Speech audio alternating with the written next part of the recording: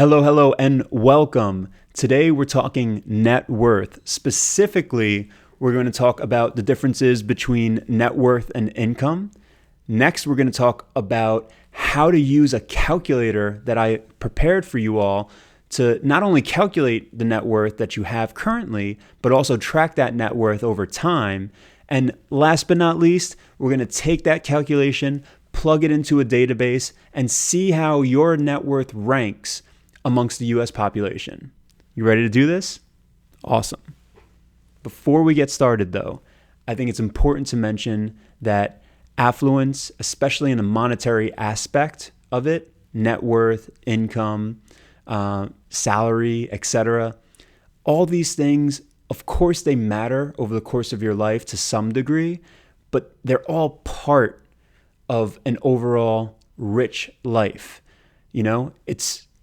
I'm not going to be the first person, I'm not going to be the last person to say this, but there's many aspects that go into a rich life, whether it's, love from your friends and your family, having a really good community around you, having good health and being blessed with good health rather, all these things. And of course, finding happiness in whatever you pursue in your life. So I just think it's important to mention that yes, we're talking about the money aspect and the personal finance aspect, but that's just one fraction of the overall equation. With that said, let's start off talking about income versus net worth and what the differences are between the two. Your income is going to be either your hourly wage multiplied out for the year or your annual income, adding in any other revenue that you might have from investments. It's an easy to calculate number for most people that is just going to ideally increase over time as you have more experience in the job market or more experience running your own business. But what it neglects to mention is everything else that you're doing with that income. Are you investing in real estate? Do you have your own primary residence that's accruing in worth over time? And on the flip side of that equation, are you spending all of your income, even as it increases, on depreciating assets? Perhaps you're always buying a new car every 2 years, and then you're selling it for less than half of its value. So we have to factor those things in, and net worth is going to be a factor that encompasses everything that you own, all the debts that you owe out, whether it's on your home or your car or a business loan, as well as all your other investments like your 401k, which might not be factored into your income if you're not taking payments from that 401k just yet. For most people, right, that are under the retirement age, that's going to be a factor to consider. So just to recap, income, yes, it's a very simple and easy to calculate number, but with a lot of easy calculations and things that are easy to find in general, it may not be the best measure for really seeing what your overall wealth is. And that's why I say net worth is that measure. Now, moving on to our second topic, calculating your net worth, right?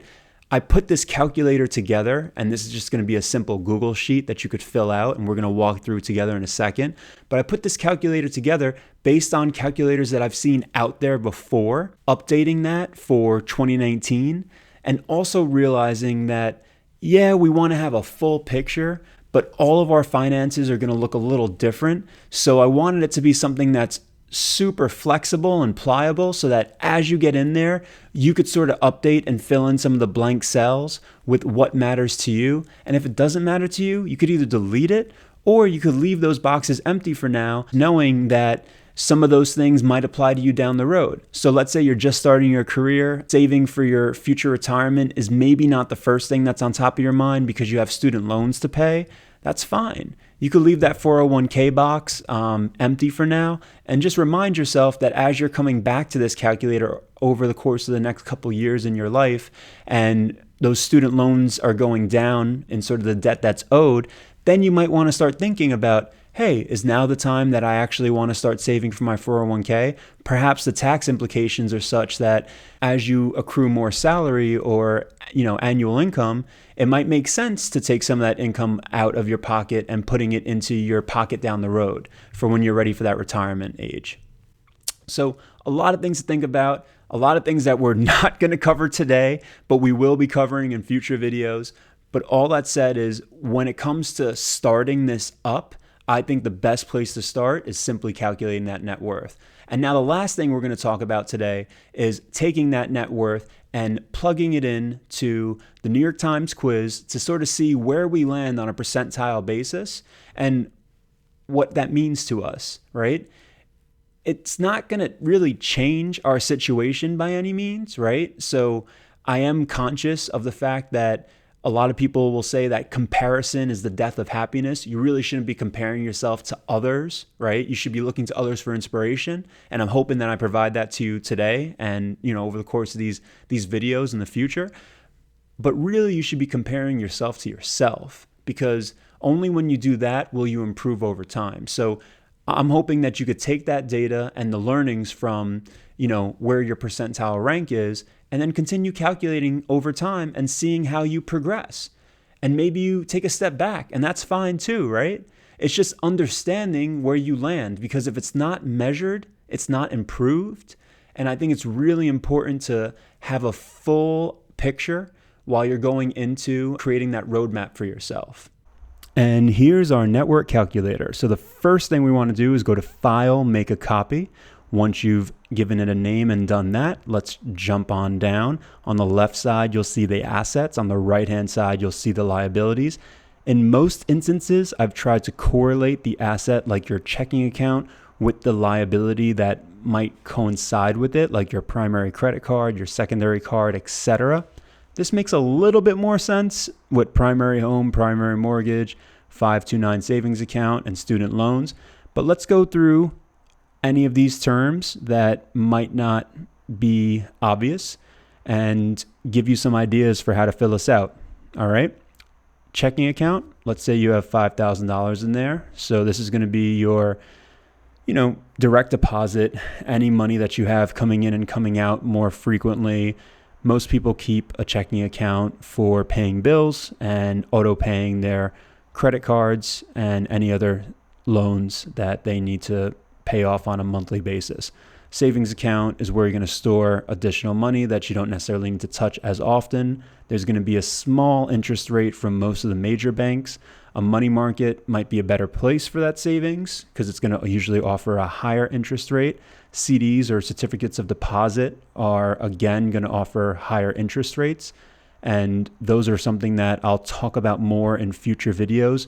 For now, let's just say you're not utilizing any certificates of deposit, so we'll skip that. Foreign currency, this is the first one that could get a little bit tricky because you want to calculate the value of the foreign currency as its current value, not how much you originally paid for it, but how much it's worth today. So let's say you had $500 worth of euros a few months ago, and now it's worth $600 because the euro, for instance, in this example, has increased in value. We're going to put $600 because you're doing the calculations today. Again, cryptocurrency, let's say you spent a few $100 on Bitcoin and now that value is $400. There you go. You're just going to enter that in now. Cash balances, I want to make a point here that you include not just cash that you have on hand, like under your mattress or in your wallet, but also including cash balances within accounts like PayPal, Venmo, Cash App, etc. Places where you can send currency or cash to other people, but it's not necessarily a bank account. Let's say you have $1,000 in Venmo. You definitely want to account for that here. Other cash, this can be named anything. Once you have edit access, you could just sort of add whichever rows you want to add in. 401k is going to be where most Americans hold a lot of their wealth. So if you're just starting your career or if you're new to the working world, 401k is probably not something that you have yet. But if you're a few years into your career, you might have $10,000 in your 401k or your IRA. I'll have another video about checking accounts, high yield checking accounts, and what to do with them, how to optimize where you save your money on a day-to-day basis, as well as where you save your money on a more long-term basis with a 401k and IRA, etc. More of those videos will be coming in the future. So if you're a little unsure right now, that's fine. Subscribe to the channel.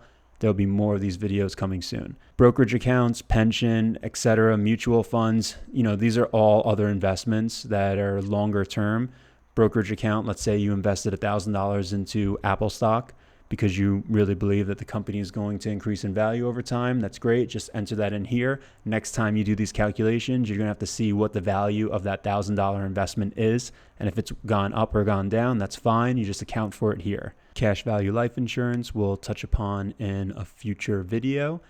529 savings is a education savings for yourself or for your child. Even for a child that doesn't exist yet, you can open a 529 savings in most states under your own name and transfer that over to your children in the future.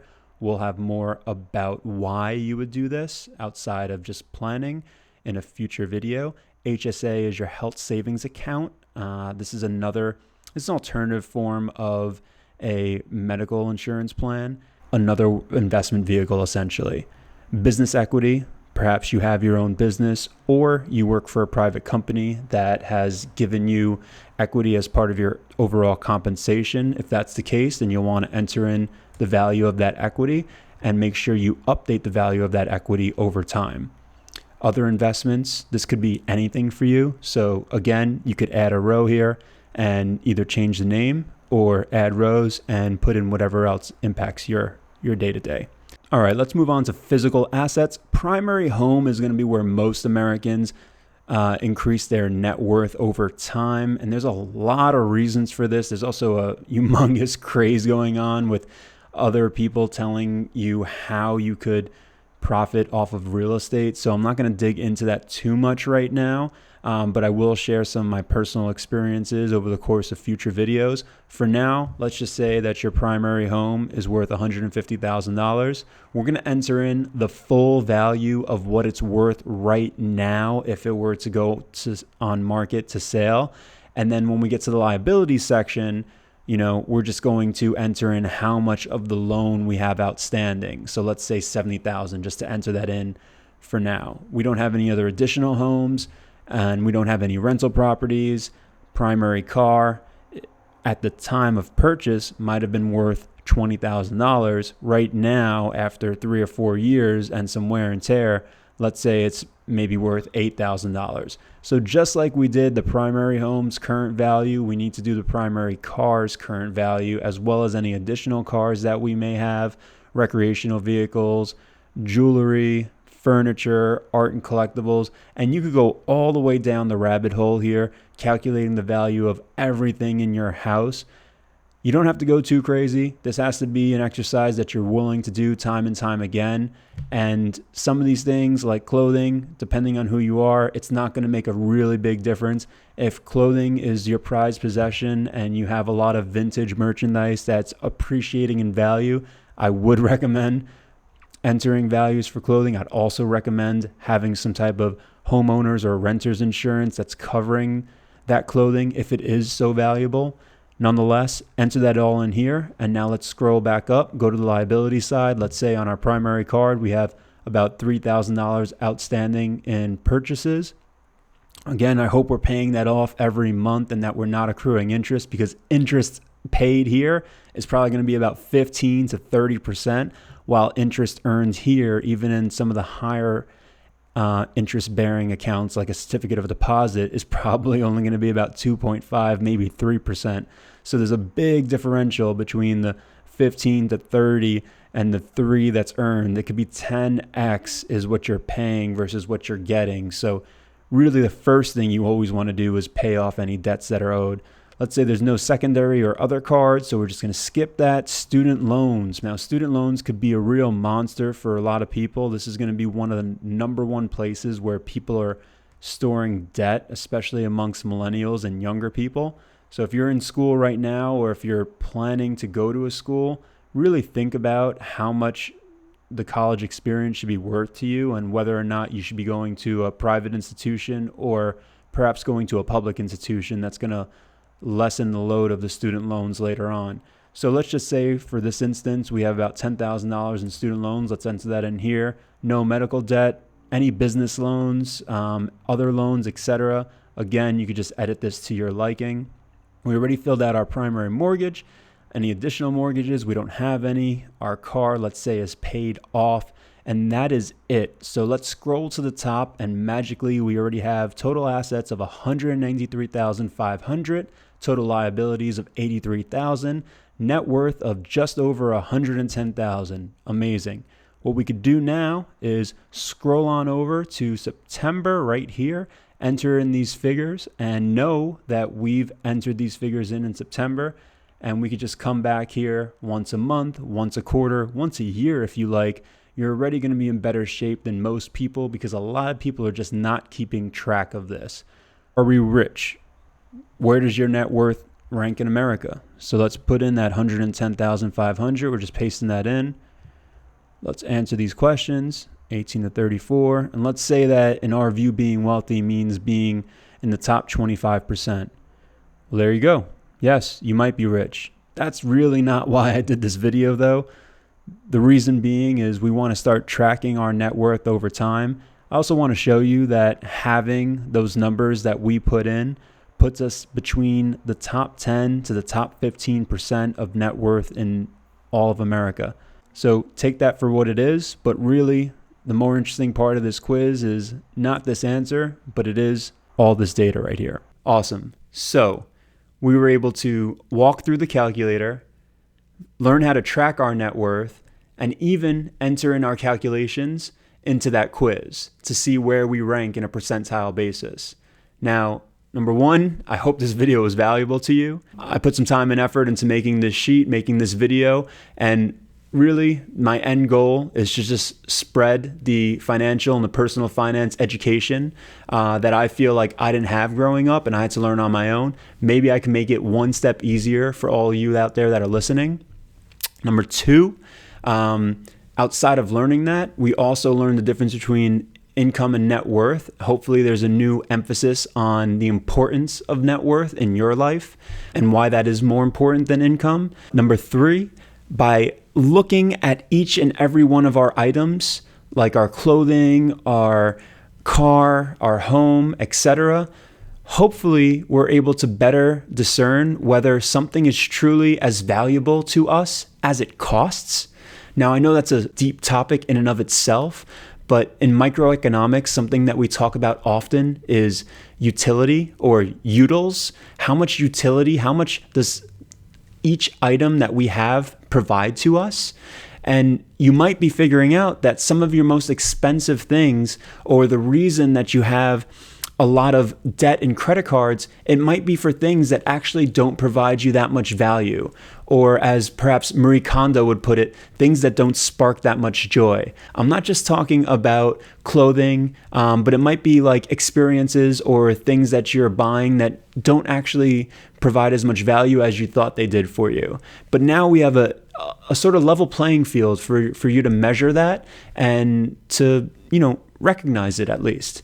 So you could be conscious of these decisions, these spending decisions as they're happening.